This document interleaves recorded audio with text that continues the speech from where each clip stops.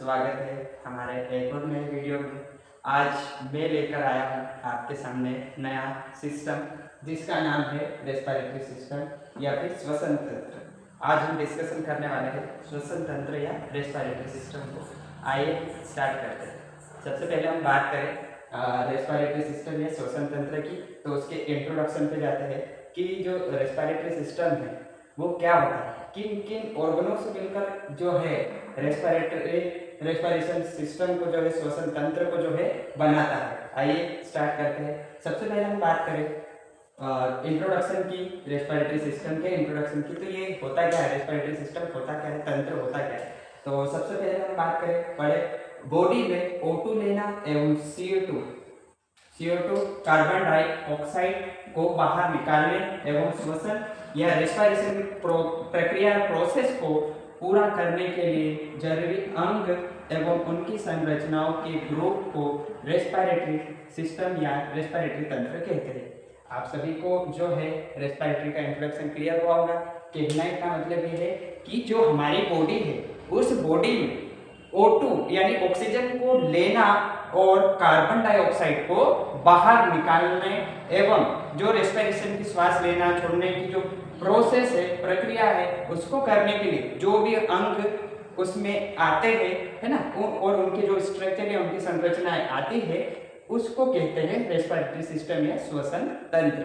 ठीक है, नेक्स्ट हम देखें तो रेस्पिरेटरी सिस्टम या रेस्पिरेटरी सिस्टम के जो भाग या पार्ट है वो कौन कौन से, ठीक है, किन किन ऑर्गन को मिलाकर या अंगों को मिलाकर रेस्पिरेटरी सिस्टम या श्वसन तंत्र बनता है। तो सबसे पहले नोज, ठीक है, नोज क्या है, तो नोज फर्स्ट ऐसा ऑर्गन है जिससे कि एयर जो है, वातावरण से जो एयर है वो अंदर ले जाती है, इसीलिए सबसे पहले क्या है, नोज या नेजल कैविटी। उसके बाद फेरिंग्स है, उसके बाद लेरिंग्स है, ट्रेकिया है, ठीक है, उसके बाद ब्रोंकाई है, ब्रोंक्यूल्स है और लंग्स है और डायफ्राम। ठीक है, ये जो पार्ट है आपको इस डायग्राम के अंदर दिख रहे होंगे। जैसे नोज, तो नोज कहाँ है, यहाँ। माउथ से भी ले जाते हैं। उसके बाद फेरिंग्स आता है, लेरिंग्स आता है, ट्रेकिया आता है, ब्रोंकाई आता है, ब्रोंक्यूल्स आता है, ठीक है, और उसके बाद लंग्स आता है, फिर एल्वेओलाई आता है।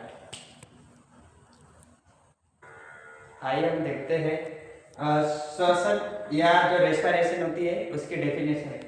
श्वसन या रेस्पिरेशन की डेफिनेशन क्या होती है, तो सबसे पहले बात करें हम, रेस्पिरेशन या श्वसन एक ऐसी प्रोसेस है, रेस्पिरेशन या श्वसन एक ऐसी प्रोसेस है, प्रक्रिया है जिसमें बॉडी ऑक्सीजन यानी O2 को लेता है एवं कार्बन डाइऑक्साइड को छोड़ता है यानी CO2 को छोड़ता है। ठीक है, तो रेस्पिरेशन या फिर श्वसन एक ऐसी प्रोसेस या प्रक्रिया है जिसमें बॉडी क्या करती है, ऑक्सीजन को लेती है और कार्बन डाइऑक्साइड को छोड़ती है।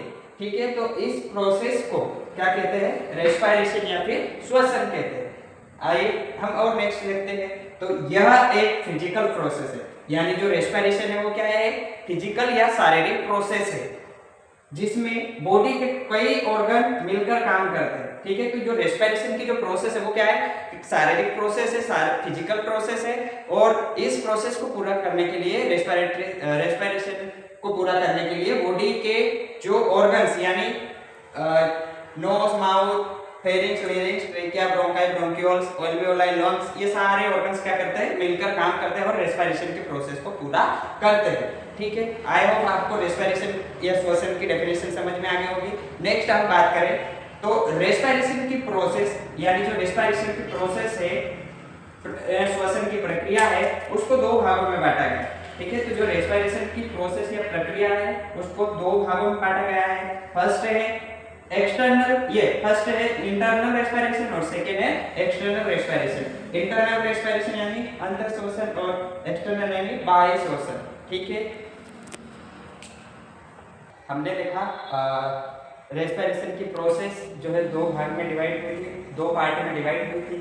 तो वो दो पार्ट को हम और डिस्क्राइब करेंगे कि उसमें होता क्या है। जैसे हमने देखा था इंटरनल रेस्पिरेशन जिसको हम आंतरिक रेस्पिरेशन कहते हैं और एक्सटर्नल रेस्पिरेशन जिसे बाह्य रेस्पिरेशन कहते हैं।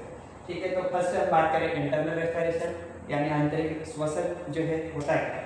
तो आंतरिक श्वसन या इंटरनल रेस्पिरेशन इस प्रकार का श्वसन या रेस्पिरेशन ह्यूमन बॉडी में गैसेस का एक्सचेंज ह्यूमन बॉडी में गैसेस का एक्सचेंज ब्लड और सेल के बीच में होता है, ठीक है। तो इंटरनल रेस्पिरेशन या आंतरिक श्वसन में क्या होता है कि इनमें जो बॉडी में गैसेस का एक्सचेंज होता है, बॉडी में गैसेस का आदान प्रदान होता है, वो किसके बीच में होता है, ब्लड और सेल के बीच में। तो इस प्रकार की रेस्पिरेशन को कहा जाता है इंटरनल रेस्पिरेशन। क्या कहा जाता है, इंटरनल रेस्पिरेशन, ठीक है। जैसे मैंने डायग्राम में भी समझाया है कि ये सपोज करो कि ये क्या है, सेल, ठीक है, ये क्या है, सेल है और ये क्या है, ब्लड है। तो जब सेल में जो ऑक्सीजन है वो ले लिया, ठीक है, और उसको ऑक्सीजन को ले लिया और कार्बन डाइऑक्साइड को वापस ब्लड में मिला दिया, तो क्या कहना चाह रहा है कि सेल के द्वारा ऑक्सीजन को ब्लड में लेना और छोड़ना कहलाता है इंटरनल रेस्पिरेशन।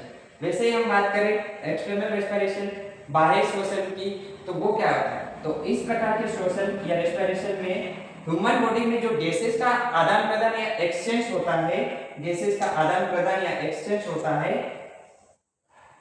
ब्लड और लंग्स के बीच में होता है। वो एक्सचेंज किसी के बीच में होता है, ब्लड और लंग्स के बीच में। तो इस प्रकार के रेस्पिरेशन को एक्सटर्नल रेस्पिरेशन कहते हैं। तो कुल मिला के कहना है कि ह्यूमन बॉडी के अंदर में गैसेस का आदान प्रदान या गैसेस का एक्सचेंज होता है, वो ब्लड और लंग्स के बीच में होता है। तो इस प्रकार के रेस्पिरेशन को एक्सटर्नल रेस्पिरेशन कहते हैं। और ये एक्सटर्नल रेस्पिरेशन किनके बीच में हो रहा है, ब्लड और लंग्स के बीच में हो रहा है। किसके बीच में, ब्लड और लंग्स के बीच में हो रहा है, ठीक है। आई होप आपको ये वीडियो समझ में आया होगा। नेक्स्ट पार्ट हम अगले वीडियो में देखेंगे।